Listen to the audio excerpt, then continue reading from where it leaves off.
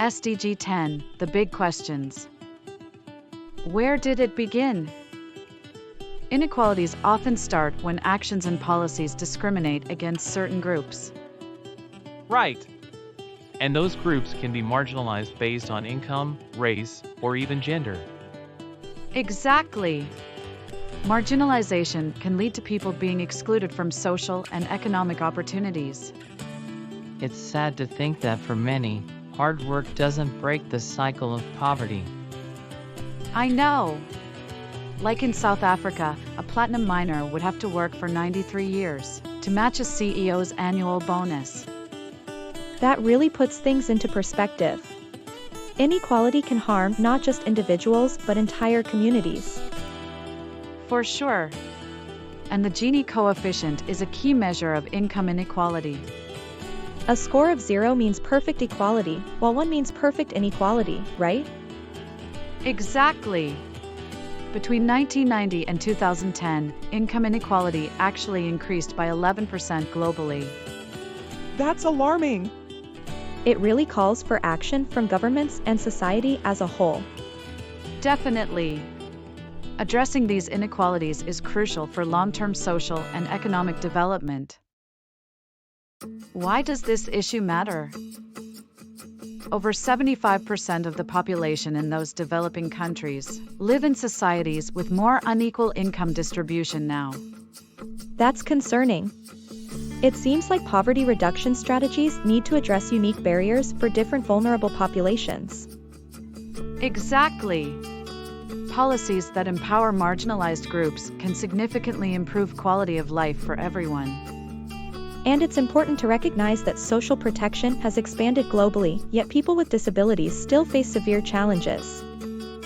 Right, they are up to 5 times more likely to incur catastrophic health expenditures compared to others.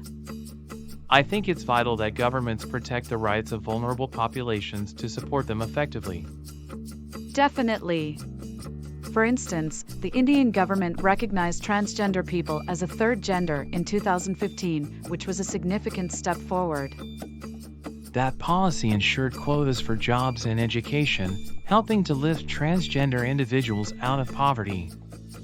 It shows how important protections are for other marginalized groups as well, like the extreme poor and migrants.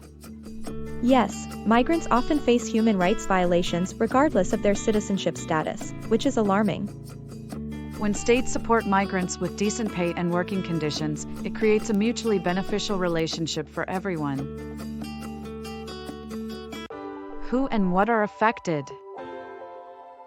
Vulnerable populations often face discrimination based on race, gender, or health status. Right. And this discrimination can create a cycle that influences how society perceives these groups. Exactly.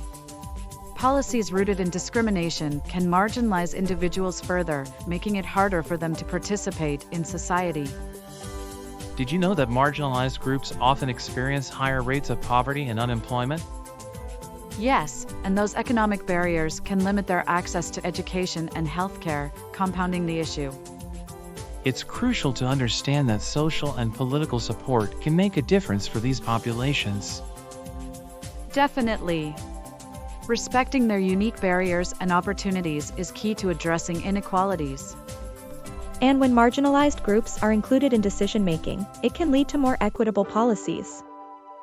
Absolutely. Inclusion invites participation and helps break the cycle of discrimination. What needs to be done? Income inequality is a huge problem that affects so many people. I've read that we can't really fix these inequalities without changing rules at local, national, and international levels.